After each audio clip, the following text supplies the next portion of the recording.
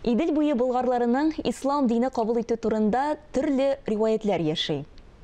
Һәм менә без уйга калдыкларның кайсысына ышанырга соң? Беләсезме, бүгенге сөйләшүне мин нәкъ менә риваятлардан башламакчы идем.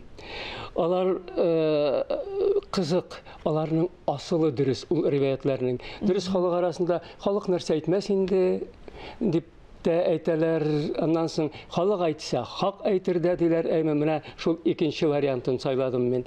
Имештер, Айдар хан вакытында болгарларның беренче ханы әйтергә кирәк.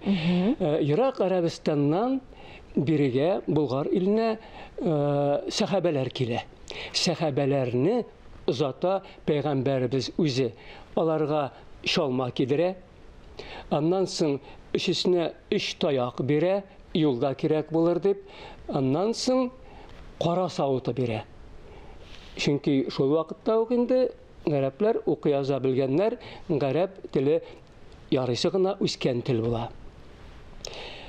Менә бу 3 сахаба килеп җитә Болгар җиренә һәм инде үз эшен башлап җибәрә. Ягъни мәсәлән, ислам динен әкренләп тарата башлый халык арасында. Һәм шул вакытта бер нәрсә алар ишетәләр.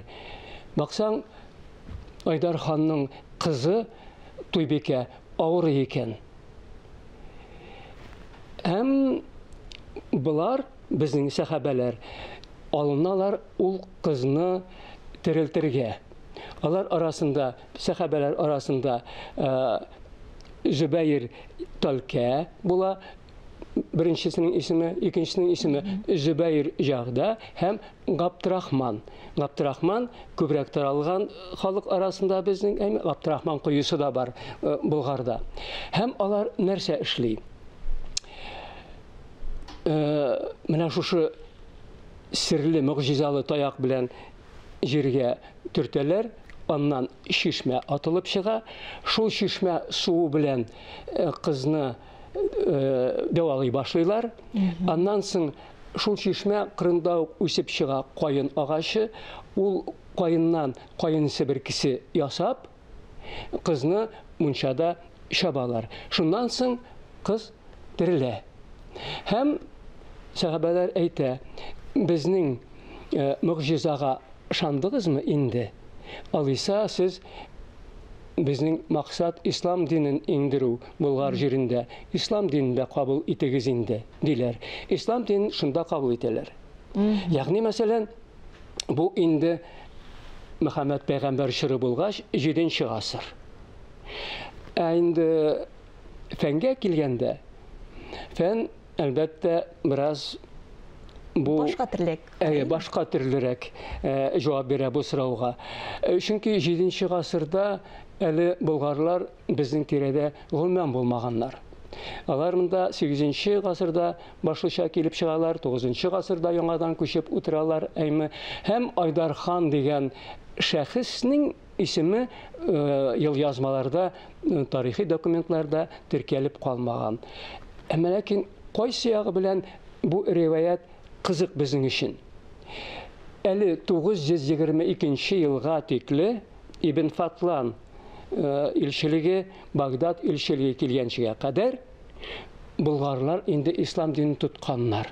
Менә аның асылы шунда. Ул чыннан да шулай, һәм бу нәкъ менә фән тарафыннан расланган факт. Ни өчен дигәндә, болгарлар бит башта Дагыстан территориясендә хәзерге Хәзәр каганлыгында яшиләр.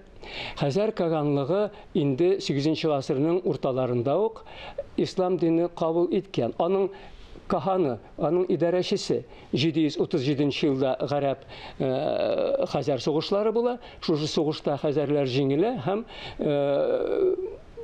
гарәпләр мәҗбүрләп диярлек әйтергә кирәк, ансында гарәп хәзәрләрне ислам диненә күндерәләр. Ләкин әле бу вакытта ислам дине артык киң таралган булмый. 8нче гасырны әйтәм мин. 9нчы гасырда инде бу ислам диненең менә бу безнең көньяк районнарда, Россиянең көньяк районнарында, хәзерге Украина җирендә, Дон тирәләрендә таралган булуын раслыйлар археологик материаллар. Чөнки хәзерге вакытта безгә билгеле 10-дән артык каберлекләр мөселманча күмелгән. Әнәк менә 21 май датасы сайлап алынды. Менә 21 майга хәзер килеп җиттек. Әйе, шуннан да Алмыш хан, бездә беренче ханны болгарларның Алмыш хан дию гадәткә кергән. Аның чын исеме Җафар ибн Абдаллах. Чөнки инде ул 902-908 елларда үзенең акчасын суктырган, акчасының артына үзенең мөселманча исемен куеп калдырган.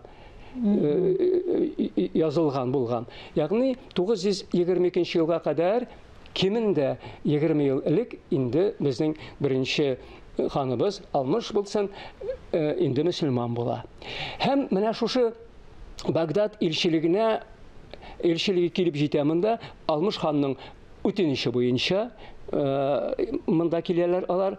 Һәм инде нәрсә күрә Ибн Фатлан дип әйтәм, Ар-Расси җитәкчелек итә бу илчилек белән, әмма Ибн Фатлан китап яза. Аның китабы билгеле безгә, һәм шул китап буенча хөкем йөрткәндә ул инде күрә бөтен болгарлар инде ислам динен тота, һәм ул бик мактанып, горурлык белән яза. Мин ди бәрәнҗәрләр янында булдым ди, аларның мәчетләре бар иде ди. Һәм шулар арасында бер кешене мин, Талут исемле кешене ди, ислам диненә күндердем ди. Ягъни бер кешене, калганнары инде мөселман динендә була. Менә шушы Багдад илчилеге килеп җитә Булгарга 922 елның май айында, 21 майда инде Болгар илен рәсмиләштерәләр мөселман иле формасында. Рәсми рәвештә кабул ителү. Һәм шушы көннән башлап безнең Болгар иле бөтен урта гасыр мөселман цивилизациясының иң төньякта урнашкан дәүләтенә әверелә. Әйе. Һәм шушы көннән инде без 1100 еллыгын билгеләп шушы көннән инде 1989 елдан бирле ел сайын бәйрәм итәбез без моны. Элегрәктә андый омтылышлар булган, әмма менә 89 елда 1100 еллыкны бәйрәм иттек һиҗри календаре буенча. Әйе. Бик зур рәхмәт, Фаяз әфәнде. Бүген иртәгезне безнең белән башлаганыгыз өчен һәм инде безгә менә шушы тарихи фактларны бәян иткән өчен.